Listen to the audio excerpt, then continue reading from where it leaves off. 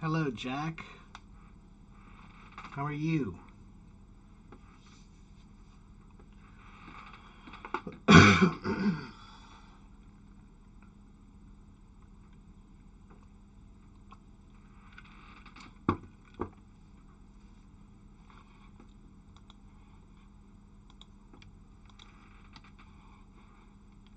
All right.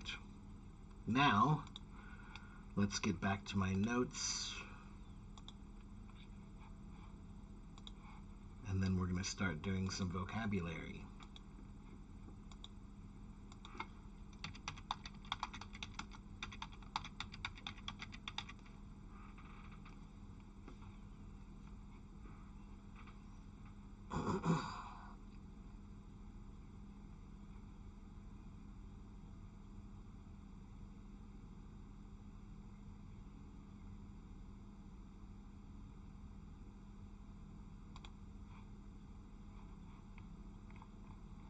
Okay. How's everyone doing?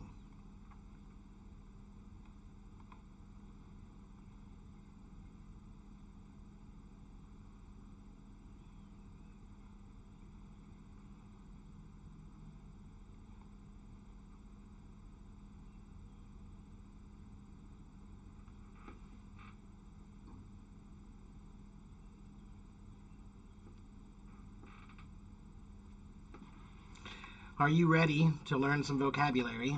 I have some words that we can look at, although some of these are not advanced. Let me look. Yeah, this is more etymological. Let me find my advanced vocabulary list. Oh, let's just make a new one. Okay.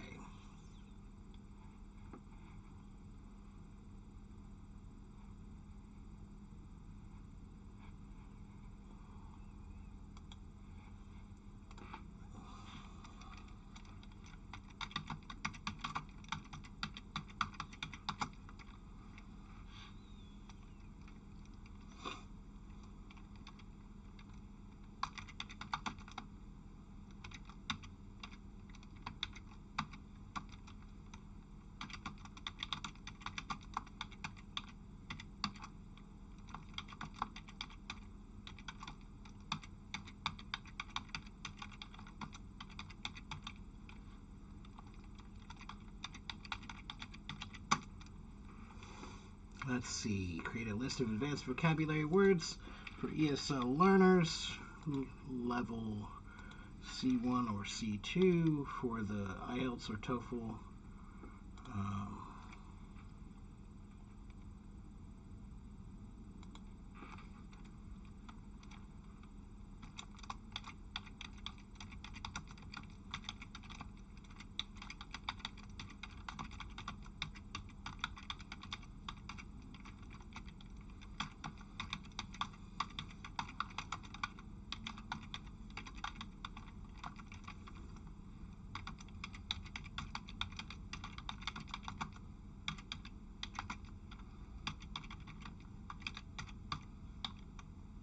okay, I think that's good enough.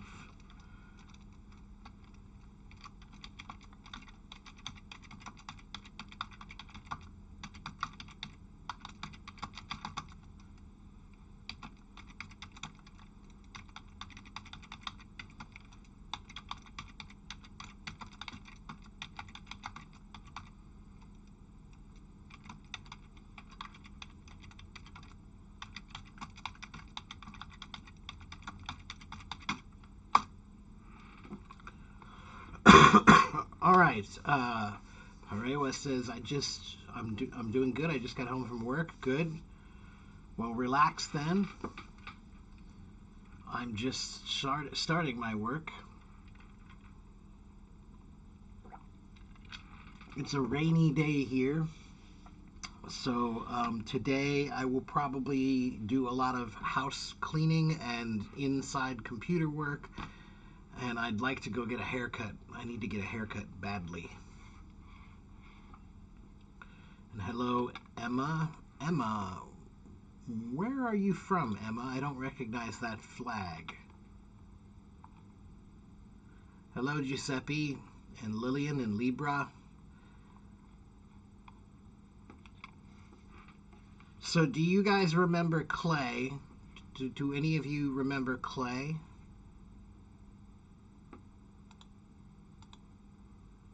You're from Syria, but is that the Syrian flag? It doesn't look like the Syrian flag. It's really small on my screen, so I can't really see it that well, but what is that? That's not the Syrian flag.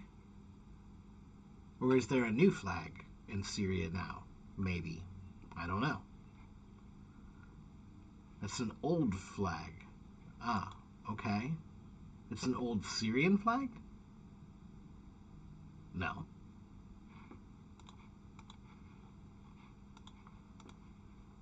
Huh. Okay. Well, anyway, if you guys remember my co-host Clay, who has not been here for a while, he's been sick and he's been busy, but Clay was generous enough to loan me his audio mixer, which was identical to my audio mixer, because my audio mixer broke and needs to be fixed, and it's going to take some time. So, in the meantime, he lent me his mixer, and that's why I got my sound back working. So, we're going to do some advanced vocabulary. Let's see. Yeah, we can do these. Let me take a look and see.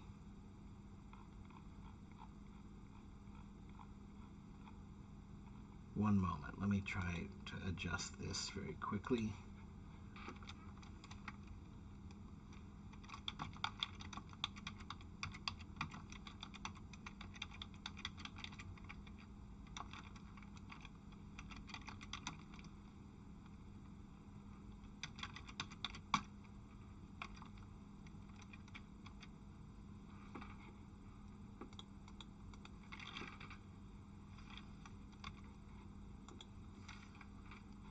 Let's try that again.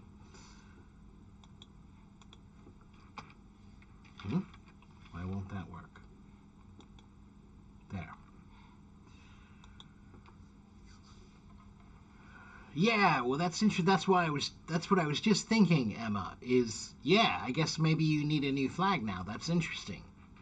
Okay, it's not too often that I get to learn a new flag.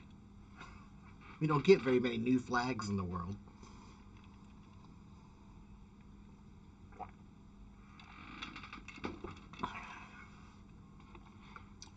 Okay.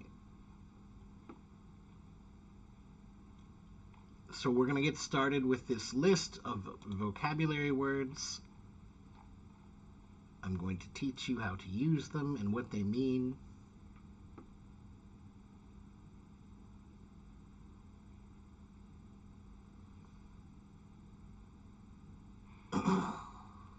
Okay, share screen.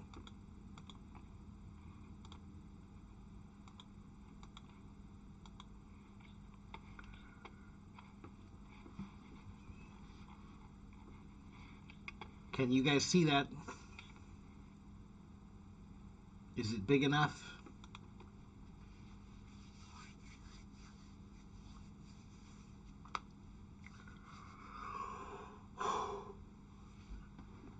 Okay, so we're going to get started here with this list of words. And just for fun today, we're going to start from the bottom and go up.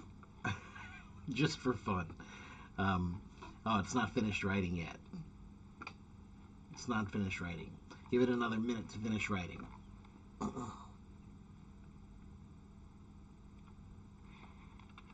Hello, Crystal. How are you?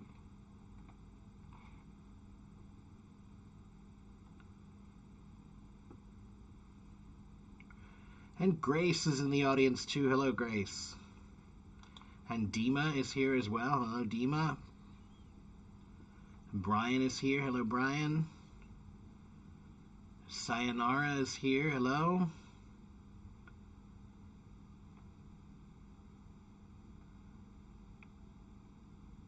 Jackson, hello. And Fluffy too, hello. All right, I think it's done. Let's find out. Yeah, I just let it grow sometimes, man. But I'm probably going to go get it cut again here shortly. I like my hair to become different things. You know, I don't generally keep one hairstyle for very long. Okay, so let's start with number 10 and we'll work our way back. So here we go. Can I zoom in a little bit? I can try to zoom in a little bit more.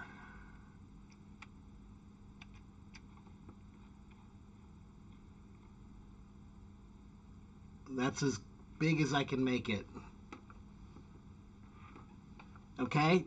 So here's our first word. The first word is vacillate. Vacillate. This is a good word.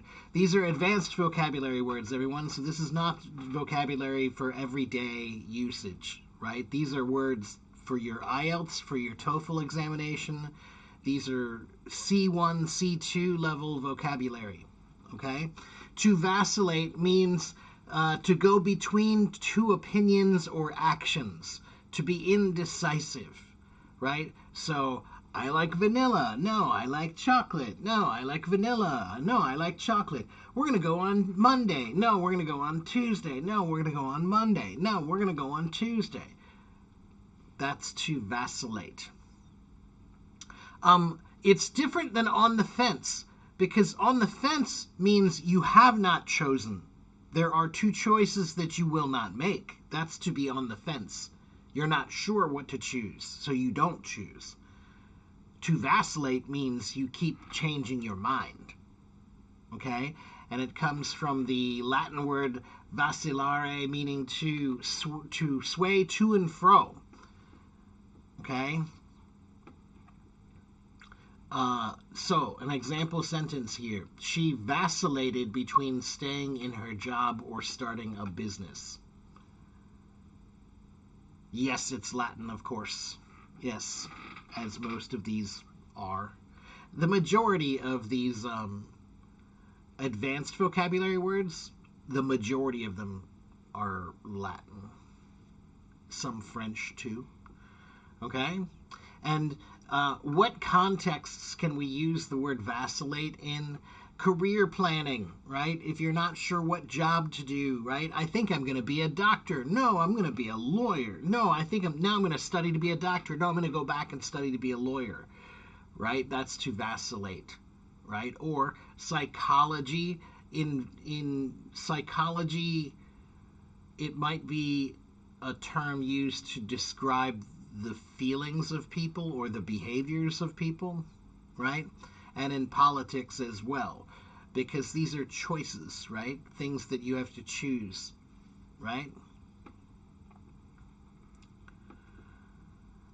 Okay, so to vacillate, and if you guys want to, you can use these words in a sentence and I will try to correct you. Peace is vacillating on the world, actually. Yes, you can use it that way. I think you could say in the world rather than on. There you go. Yeah, there you go, Grace. You got it. you beat me to the punch. Yeah, that's right. Yeah, so again, to vacillate means to waver between opinions or actions, to be indecisive. So in some ways it's similar to being on the fence, but I think it depends on the context, because on the fence implies you have a decision to make but you're not sure what to choose. Vacillating is more like you keep changing your mind between what you think is right or wrong or what is good or bad, right? To be indecisive. Okay? Does meandering mean the same thing? No. Meander is a word that is usually used when we're talking about walking. To meander means to walk aimlessly. To walk someplace without a direction or purpose is to meander. Meandering then can be used metaphorically to talk about speech, or maybe you could use it metaphorically to talk about decision making, to meander from one decision to another, but it's used more in the sense of walking without purpose, right? So meandering through your decisions would really be more like you don't really have any, you're not caring about the choices at all. You just, so your choices are not based on logic, they're just changing. That's meandering, okay? I vacillated between drinking beer or liquor. Okay, sure. um, oh, it's funny. You know what? I don't drink beer very often. I don't drink very often anymore. But every once in a while, I like to have a beer. And last night, I decided to have one. And when I was at the store, I was at the grocery store, and I bought. We have this deal at the grocery store where you can buy 6 beers for like $10 or $12, I think, and you can choose different beers, right? So it's like pick your own, and they probably have about 70 different beers you can choose from, and you can just randomly pick different beers. But I got this one beer that was really funny. Let me show you.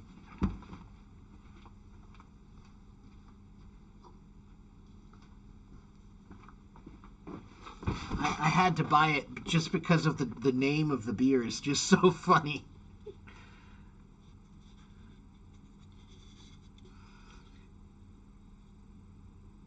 Beer for humans. I thought that was too funny, so I had to buy it. It was okay. It wasn't the best beer I've ever had, but it was okay. Anyway, let me check on these other sentences here. I tend to vacillate between hot coffee or an iced coffee when I'm at the cafe. Yeah, that's a good one. Yeah. Mm-hmm. And then, Crystal, so if somebody then asks you, what are you going to get, hot coffee or iced coffee, you might say, I'm on the fence.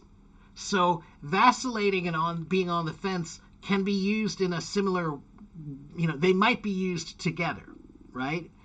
Because you keep going back and forth, you're vacillating. When someone asks you what you want, if you say you're on the fence, that's telling somebody that you don't know what to decide. Okay? Let's see. I vacillated to tell him at the beginning, but in the end I told him.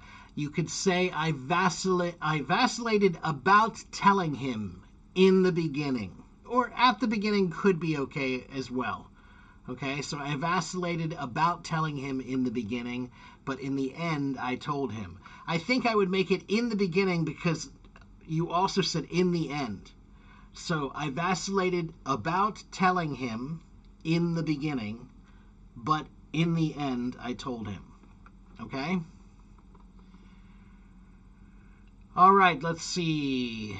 Are there any beers for non-humans? Right, exactly. I know. That would be the other beer. I know. They should sell a separate beer, like beer for humans, beer for non-humans. Beer for bears. That would be funny if they just had beer for different animals. That would be funny. Anyway, we rarely see people use that idiom. You mean on the fence?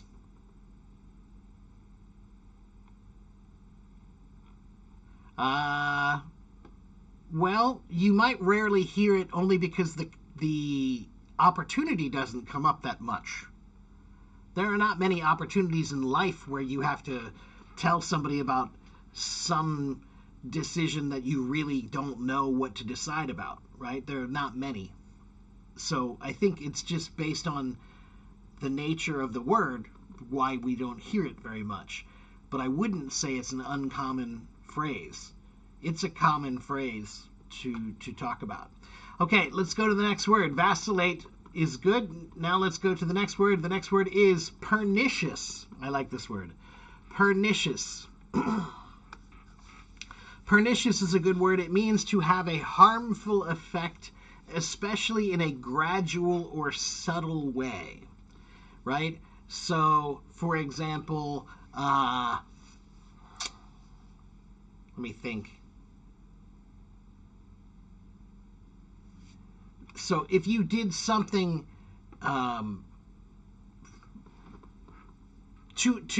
maybe you have a neighbor you really don't like, right? You have a neighbor you really don't like, and so every day you've been putting a little bit of sugar in their gas tank, or you've been putting a little bit of sugar in their garden or something. I don't know, some salt in their garden or something, right? Every day you just put a little bit, just a little bit. So it's not enough to kill anything or to do anything bad right away, but over time it will be a bad effect, right? That's a pernicious effect. Okay, so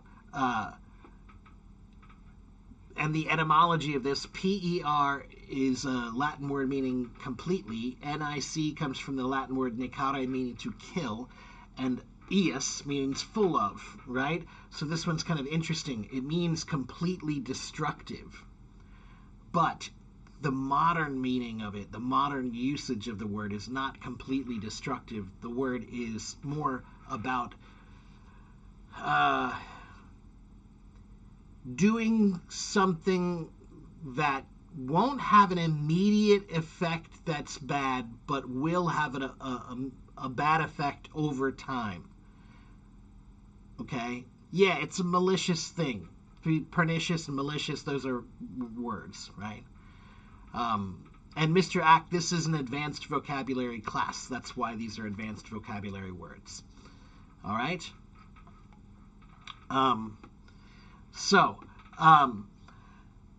Let's look at here. This says pernicious stereotypes continue to influence hiring decisions.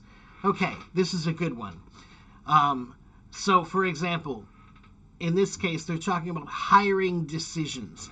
So you have a company and you need to hire somebody, but there's a Mexican worker, there's a Canadian worker, there's an American worker, and there's a Chinese worker, and you have to choose between them. And maybe you have some stereotypes in your mind about who does this. Oh, Americans are lazy. I don't want to hire the American. He's going to complain too much. They're lazy, But some stereotypes are not negative. Some stereotypes are positive, but they still have a negative effect. So, stereotypes can have a pernicious effect, right? Pernicious stereotypes continue to influence hiring decisions, right? All right. And where can you use pernicious? You can use it in social justice, right? So you're talking about criminals, criminality, drugs, right? Drugs that come into the community have a pernicious effect on the community, right? It doesn't hurt anybody right away, but over time it destroys families, right? Medicine, the pernicious effects of smoking, right? The pernicious effects of smoking over time. If you smoke one cigarette, it's not going to kill you, but if you do it every day, it's really likely.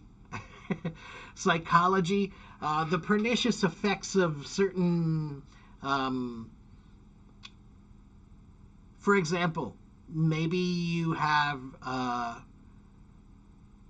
unsupportive parents, or parents who put you down, right? If you live with parents who are always saying bad things about you, that's going to have a pernicious effect on you and your sense of identity and your sense of self and your sense of self-confidence, right? So verbally abusive households can have a pernicious effect on your identity. Okay? Pernicious. Sugar can be pernicious if you eat too much of it every day. Yeah. Sugar can be pernicious if you eat just a little bit of it every day, even. It can be pernicious. It depends on the person, really. Okay. Anybody else want to try pernicious?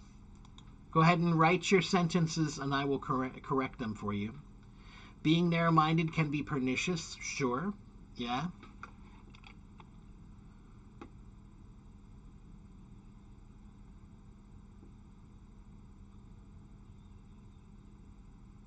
All right, let's go to the next word. The next word is to obfuscate. Only if you're diabetic. That's exactly who I was thinking of. I have some diabetic friends, and a tablespoon of sugar every day could be bad for them, you know. Um, so, let's see. Obfuscate. To obfuscate is a word that means to make something unclear or confusing, sometimes deliberately, right? Usually, when I hear this word obfuscate, it is used to describe somebody who's trying to confuse you or trying to say something unclearly deliberately. Politicians. Politicians are the number one users of obfuscation. Okay, to obfuscate. They obfuscate all the time. Uh, it's the reason we hate politicians. Why do we hate politicians? Because you ask them a simple question and they can't answer it with a simple answer. They give you the longest, right? So you ask them, how do you feel about global warming? And they say, well, look, where I come from, when I grew up, there were lots of old people who had lots of ideas about things, but we also had lots of young people who had lots of ideas about things. And sometimes the old people were right, and sometimes the young people were right, and sometimes the old people were wrong, and sometimes the young people were wrong. But, the days get hotter and the days get colder, and that's the way it is. That's like what I just described is the way a certain leader of the free world speaks all the time. To obfuscate, meaning to speak in a way where you're deliberately trying to confuse. Okay? And the etymology of obfuscate, ob means against, and fusk meaning coming from fuscus, meaning dark, and so it means to make something dark, right? To darken over, right? To cover it so that you can't see it clearly. That's to obfuscate. All right, so the lawyer's jargon only served to obfuscate the issue. Okay, the lawyer's jargon. Actually, in English, we have a word. You guys know about Chinese and you guys know about Japanese, but do you know about legalese? Have you ever heard about legalese?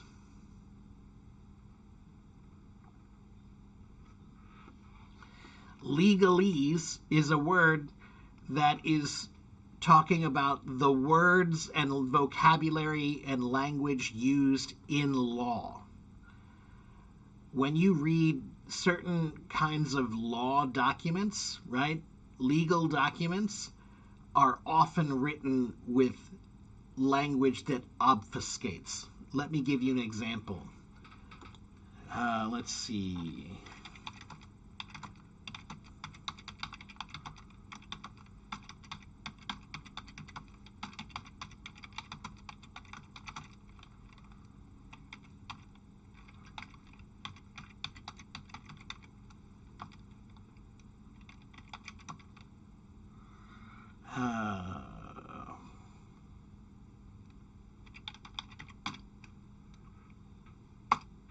Let's find out what it's going to do for us here.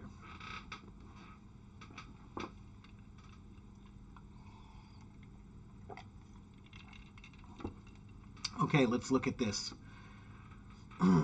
This is an example of legalese, and it's obfuscated language. Okay? The undersigned, hereinafter referred to as the first party, shall indemnify and hold harmless the second party against any and all liabilities, obligations, losses, damages, penalties, actions, judgments, suits, costs, expenses, and disbursements of any kind or nature whatsoever, which may be imposed on, incurred by, or asserted against the second party in connection with, arising out of, or in any way related to the performance or non-performance of any obligation contemplated herein.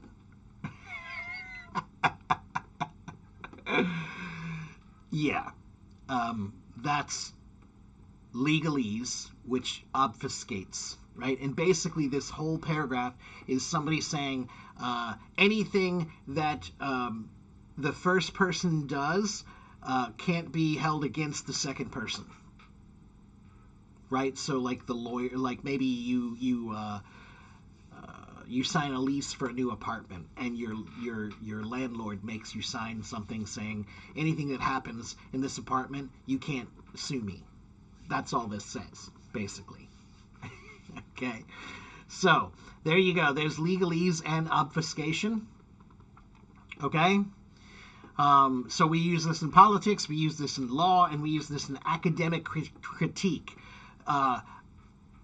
I find this to also happen a lot in academics. It's obnoxious how much this happens in academics. Academics has a flaw. Academics believes it must be difficult and complicated for it to be good. And so at every level of higher academics, every higher academic level requires you to obfuscate. It's really silly. When you write a dissertation, I have never read a dissertation that was clear. I've read lots of them, but I've never read one that was actually clear and stated anything in any rationally obvious way. As a matter of fact, every dissertation that I have ever read, it's basically like they go out of their way to make things more difficult than they need to be, because they're afraid if they say it simply that it won't be good enough for their dissertation. Right? So it's one of the problems with academics is that at the highest level of academics, they equate complexity with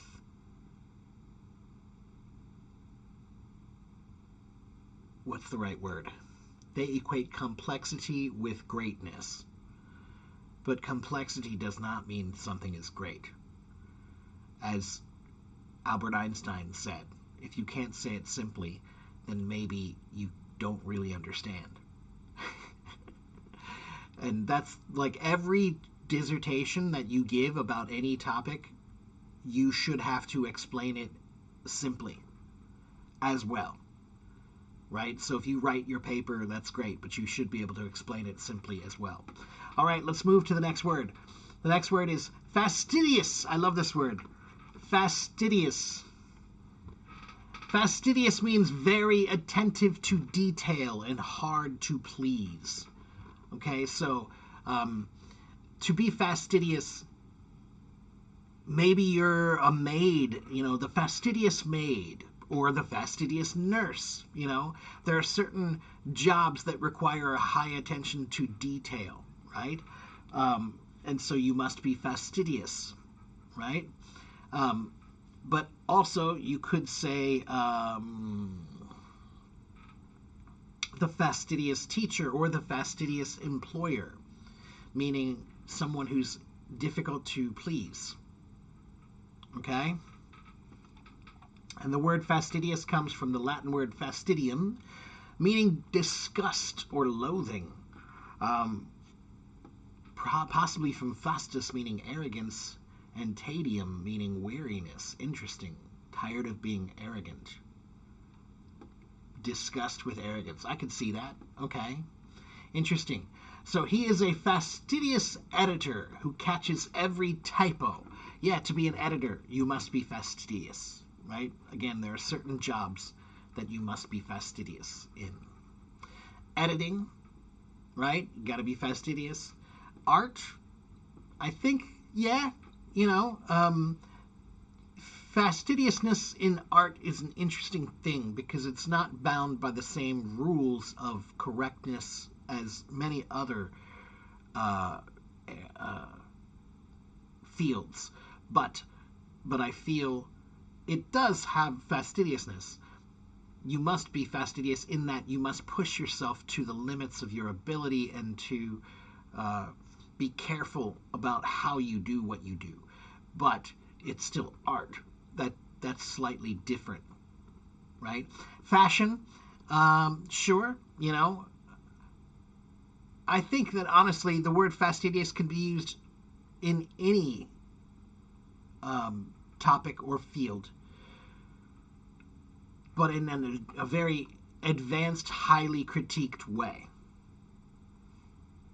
right? So you could be, maybe you're a judge for a competition, like a car competition, right? To be a judge for a competition, you've got to be fastidious, right? You have to pay attention to all the details, right? He is a fastidious worker. He checks everything twice. Okay, good. Yeah. Okay, come on. Let's try. Fastidious.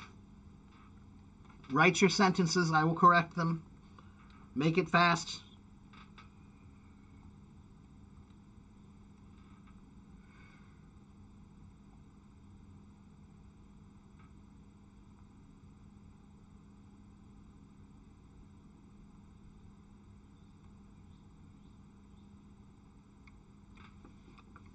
A teacher's job is also a fastidious job. Yeah, if you're a good teacher. Yeah. But I think you have to be careful. Um, a teacher must be fastidious, but a teacher must also learn a very important lesson that many teachers never learn.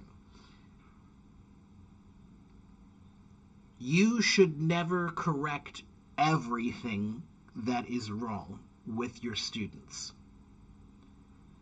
So when I have students, I'm never correcting all of their mistakes. I correct some of their mistakes.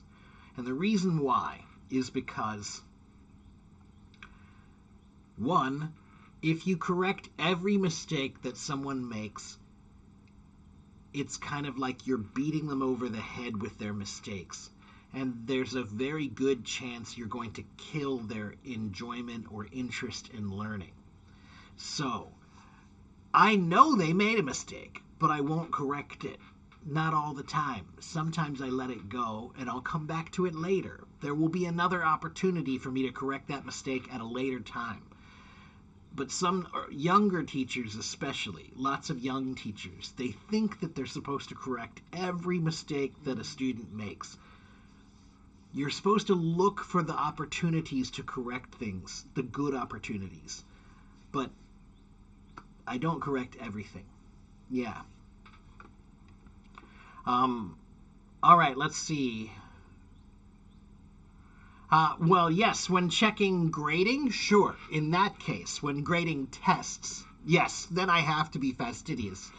But when correcting language, for example, when they're speaking, I won't correct every single thing maybe they made 10 mistakes in one sentence. If I correct 10 mistakes in one sentence, they're never going to want to speak English again.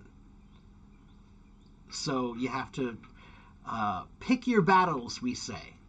Pick your battles. Okay, fastidious. That's a good word. Okay, how about the next word? Capitulate. To capitulate means to surrender or give in, usually under agreed terms, right? So to capitulate means, okay, I give up, but I give up because we agreed on this, okay? And capit. Capit comes from the Latin caput, meaning head, which is funny.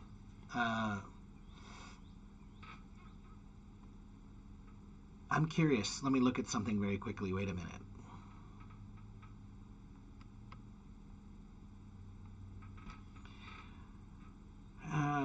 Yeah, it does. Look at that.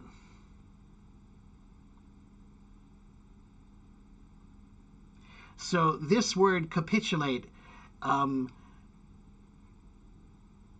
it originally meant to draw up in chapters or headings, as in a term of surrender.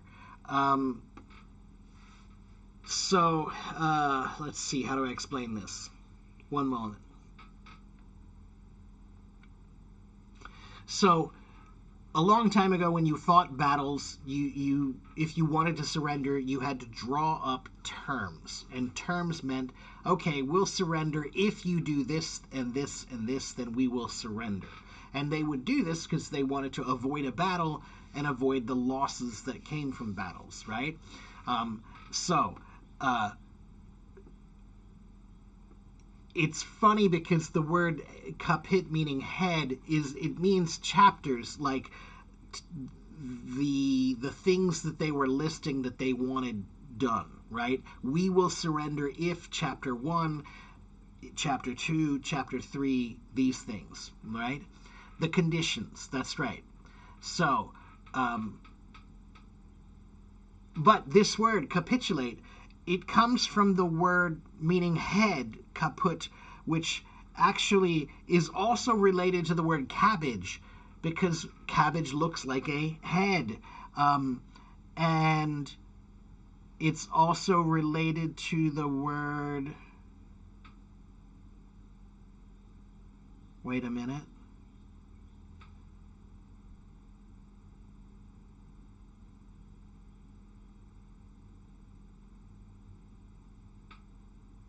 Oh, the word chef and chief also come from kaput, meaning head, because who is the chief and who is the chef? They're the head of the kitchen, right? So it's interesting. To decapitate. What does decapitate mean? To cut off the head. So capit means head. There are a bunch of these words here.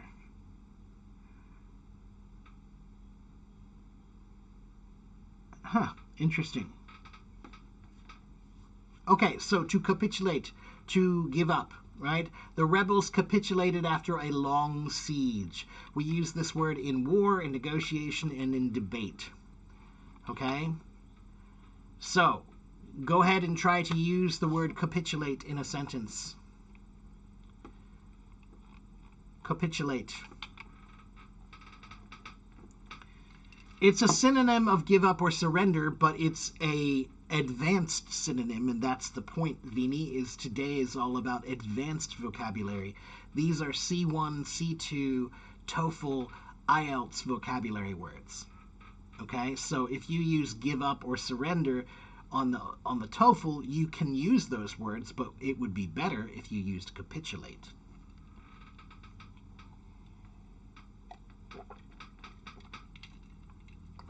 The army had to capitulate after losing many battles. Good.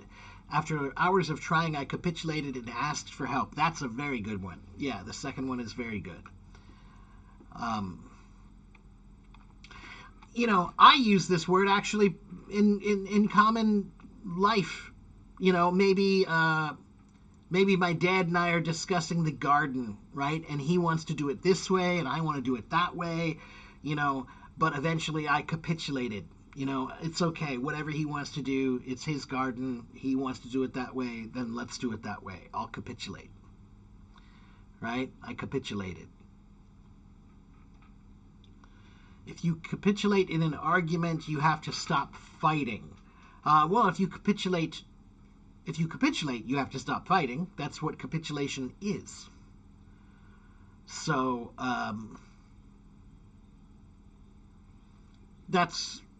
that sentence works, Vini, but I think you should try a new sentence and try to use capitulate in the terms that it really means, to surrender with some terms, right? I will quit, or I will give up if you do this. Maktab, that's as big as I can make them. I already made them as big as I can. If I make them any bigger, it gets too big on my screen. I can't see it myself. He capitulated after a long argument. Yes, that works. Okay? To capitulate. All right, let's go to the next word. Ineffable. I like this one too. Ineffable. Ineffable means too great or extreme to be expressed in words. anytime you're trying to talk about something that's hard to talk about with words, because it's artistic or because it's divine or because it's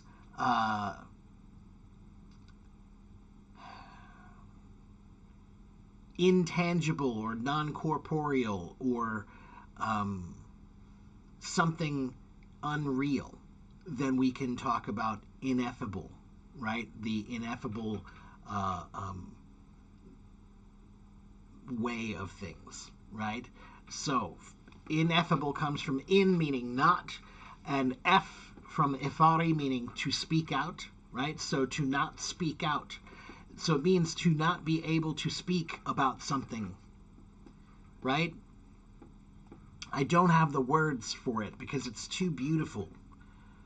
It's too powerful. It's too great. It's too difficult to describe. It's unspeakable, right? The ineffable beauty of the sunset left everyone speechless. The ineffable beauty of the sunset left everyone speechless. Okay, so ineffable is a word we use often in poetic contexts, right? So about a sunset, right? This sunset is ineffable.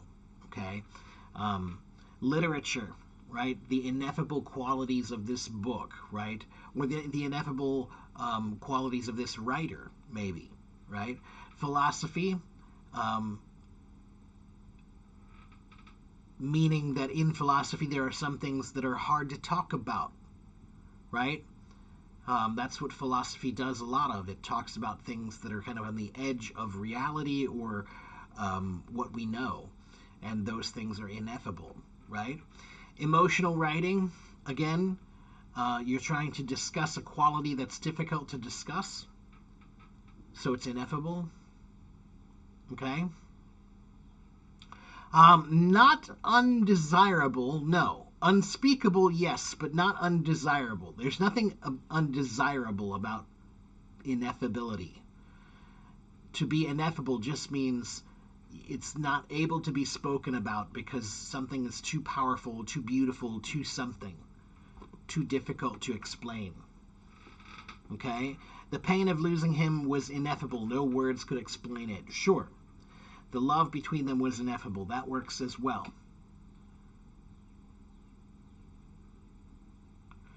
And yes, Crystal, I know. I need to find a better way to. I'm going to work on this week, Crystal.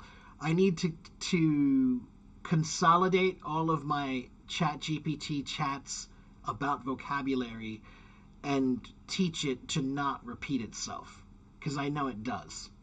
Um, and for people like you who are here all the time, that means you're getting repeated words. But I'm going to work on that. All right, let's go to the next word. Egregious. Egregious. And yes, inexpressible would be another way to say ineffable. Yeah.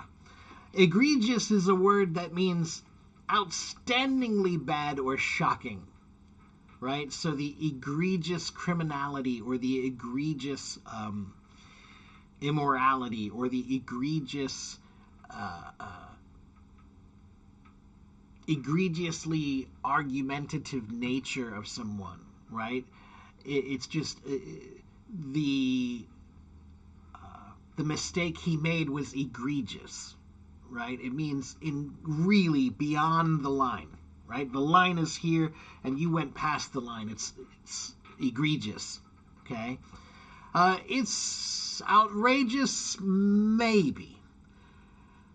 Uh, maybe. Yeah. Outrageous is a funny word, if I remember right.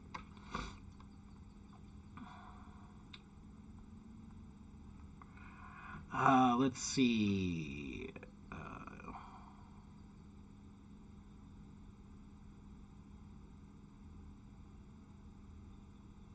Ultra to come. Ultra. Yeah, outrage is funny because when you hear the word outrage, it's associated with anger. The word outraged. I'm outraged. And you hear the word rage. So you think that this word must have something to do with rage. But actually it doesn't. The word outrage comes from the word in Latin that means to go beyond. So outrage and egregious are similar, that it's kind of like you went past the line. The line is here and you went beyond the line, right? So the word outrage actually comes from the word, the Latin word ultraticum, which means excess or beyond. Ultra, right? Beyond something. It's ultra bad, right? This is ultra difficult, right? So egregious is similar to that, right? So the company apologized for its egregious safety violations. The company apologized for its egregious safety violations. Okay? So it's not just bad, it's bad like standing out. Like, oh, this is exceptionally bad. Okay? Where do we use this word? We use this word in law, we use it in business, we use it in journalism, and we use it in criticism, right? So, an egregious criminal mistake, right? Criminality, egregious criminality would be this guy keeps breaking laws again and again and again and again. It's egregious. He doesn't care anymore. He's just breaking laws. Business, again, maybe a business made a decision that caused some damage or some harm, and it was an egregious decision that caused it, right? Or journalism, they might discuss the way you do things as being egregious, okay? And it's a critical term, criticism. His behavior at the party was egregious, totally rude, and wild. Very good. Yeah. Okay. And yeah, look at what it means, actually. If you look at the Latin, the E comes from ex, meaning out of, and the the greg comes from the Latin word grex, meaning a flock or a group. So the word egregious means that here's the group, and here is you outside of the group. Your mistakes are so bad that they're outside of the group, right? They're so bad that you're over here. You're not even with this group anymore. Okay? Outside of the group. Okay, let's go to the next word. Disparage. To disparage someone. I don't think we did this one before, Crystal. To disparage means to talk badly about someone, right? To belittle, to speak slightingly of someone. Just to speak badly about someone is to disparage them. Okay, and dis meaning away, and parage meaning par, which means equal. So it means that you're talking badly about your peers. It means gossip. It's the old Latin word that means to gossip. To talk about somebody who's not there is to disparage them, right? So, to treat as unequal. That's the literal meaning. Okay? He constantly disparaged his coworkers to appear more competent, right? So he's talking badly about his coworkers so that he looks better. It's similar to belittle. Yeah, belittling means to talk down. It's like condescending, belittling. Disparage is like a higher form of that. Okay? To disparage. Ahmed says the referee made an egregious error during the game. That's perfect, Ahmed. Yeah. So where do we use disparage? Business ethics, media commentary, political discourse. Okay. We often use this term with an ing, gerund form, right? So his comments were disparaging. His disparaging comments. Okay? They often use it in an ing form. You shouldn't disparage someone's culture or beliefs. That's right. Yeah, when you use it, so it's an ing form that's an adjective. That's right. The disparaging comments of this person. Yeah. another reason why English is complicated, because the words can have multiple functions. No, you can use it as a verb. To disparage. He disparaged me. She disparaged me. His comments were disparaging. He disparaged me.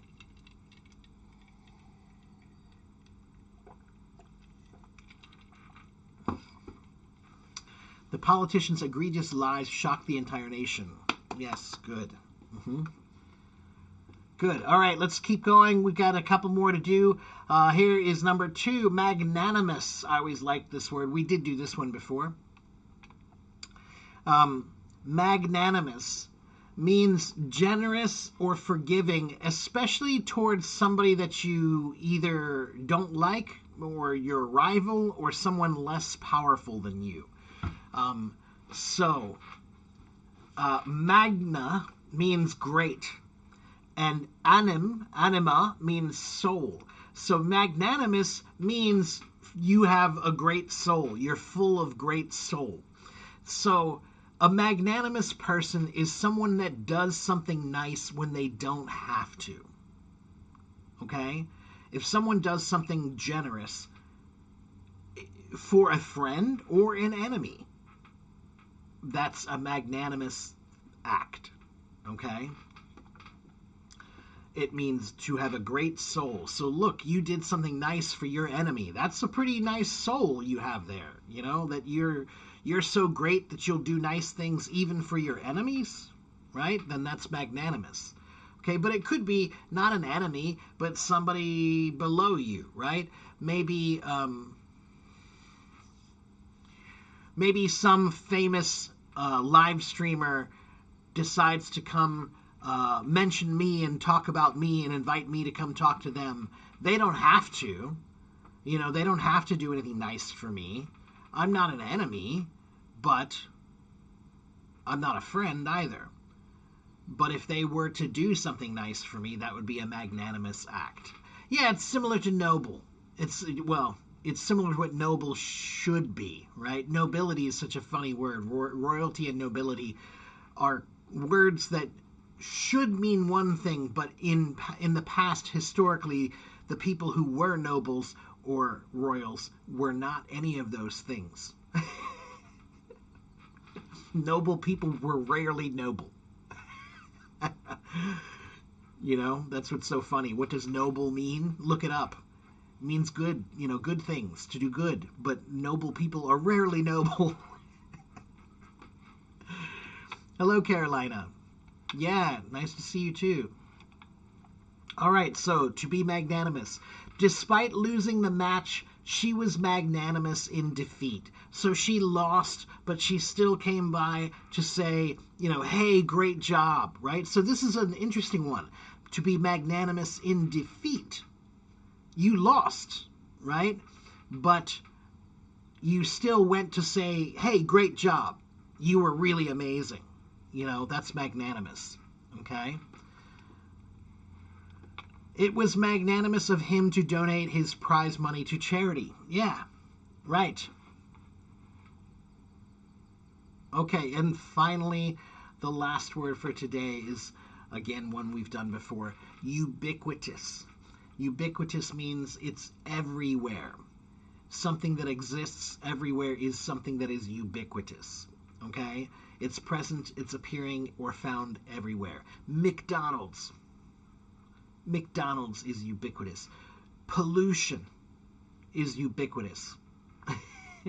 You know? Language is ubiquitous. You know? Food culture is ubiquitous. Right? So, this word, ubi, in Latin means where, and quitus means, it comes from the ubique, meaning everywhere. So basically, ubiquitous just is the Latin word that means everywhere. Right? So smartphones have become ubiquitous in modern society. Everybody has a smartphone now. They're ubiquitous. Right? When I was a kid, nobody had computers. Almost nobody.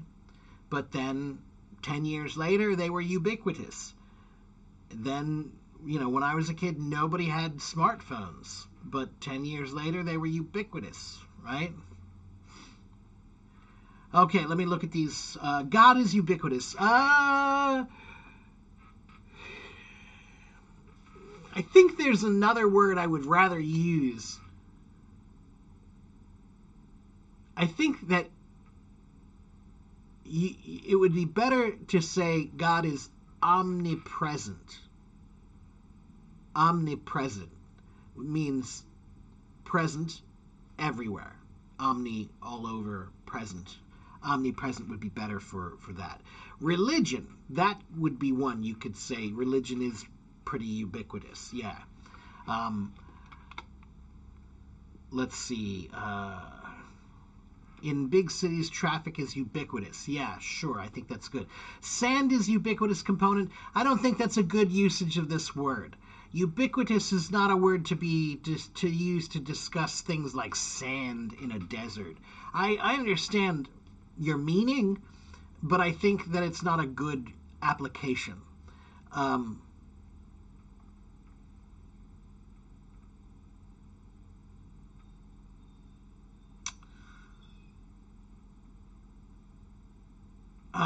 Like the elements of the table of elements, those are ubiquitous, right? They're everywhere in the world, right? Carbon is ubiquitous, right? It's everywhere. Some are more rare and some are more common, right?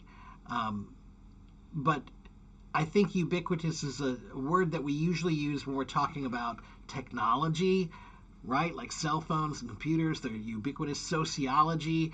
So, for example, food culture and music culture and language culture, those are sociological aspects of the world, right? So those are ubiquitous things. Marketing, again, yeah, marketing itself is ubiquitous. Everywhere in the world you find people marketing stuff, right? Advertising, right? And global trends, right? Like McDonald's or fast food is now ubiquitous, unfortunately. Okay? No, these words are not used in common daily life. These words are advanced vocabulary words. Okay? So they're used in advanced vocabulary situations. Okay? English is becoming a ubiquitous global language. Yeah, I'm pretty sure you could just say it is a ubiquitous language. But, Crystal, there's a better way to say that one, too.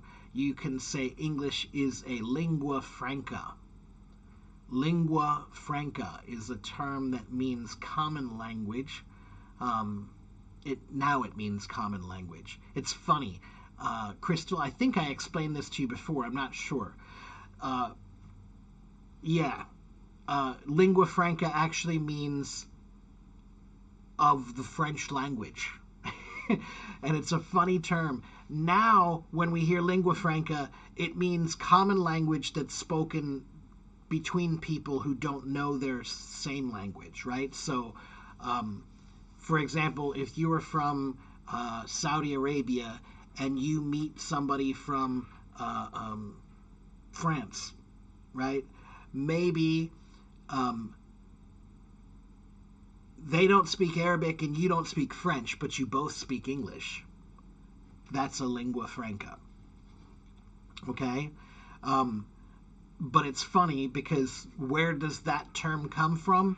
It comes from around the time period of the Crusades, right? When we had there were lots of European Christian fighters going into the Middle East and fighting against the Muslim peoples there, right? The warriors there, right? They had the Crusades fight. And anytime somebody from the Middle East heard a European talking, they didn't know any of those languages. They didn't know French and German. They didn't know English. They didn't know any of those languages. So anytime they heard anybody from Europe speaking anything, they said it's lingua franca. They just said, oh, it's French. It's French, you know? It's kind of funny. So, all right. Makhtab says it would be good if you also taught grammar. It would be good if I got paid. Many things would be good. But Makhtab, it sounds like you're new. I do teach grammar, but today's class was not about grammar. Today's class was about vocabulary. That's why it says advanced vocabulary, right? So I do many, many classes. Some are about grammar, some are about vocabulary, some are about pronunciation, some are about reading or writing or listening or speaking, right? Teaching must have focus. So, follow me and focus, okay? All right, it has been an hour and 17 minutes, and I am finished. Oh, look at this. Hello, Tomas. And hello, Miguel. And Osama and Dustin. What's the difference with quandary? What's the difference between quandary and what? Dustin, do you still have that question? What's the difference between quandary and what? I'm not sure. I lost that. Quandary means a problem. A difficult situation is a quandary. A puzzle, a difficult situation, a problem, those are all quandaries. And it's funny because it comes from the Latin word quando. Quando, quando, quando, quando. You guys know that song? Carolina, do you know the song Quando, quando, quando, quando?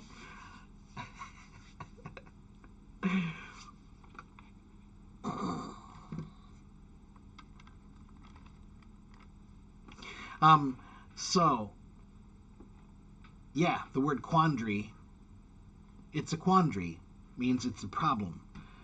And the word quandary comes from the word quando, meaning when or what time. Yeah. It's an old song, but it's a good one. All right, I need to go. But it was nice to be here again, and I'm glad my equipment is working again, so I will be back regularly again. I think I'll be back tonight for a voice room. I haven't done a voice room in a few weeks, but I'm going to do one. Okay? Dimmi quando tu verrai. Dimmi quando. Yeah, that's right. Tell me when will you come. Tell me when. That's right. Yeah.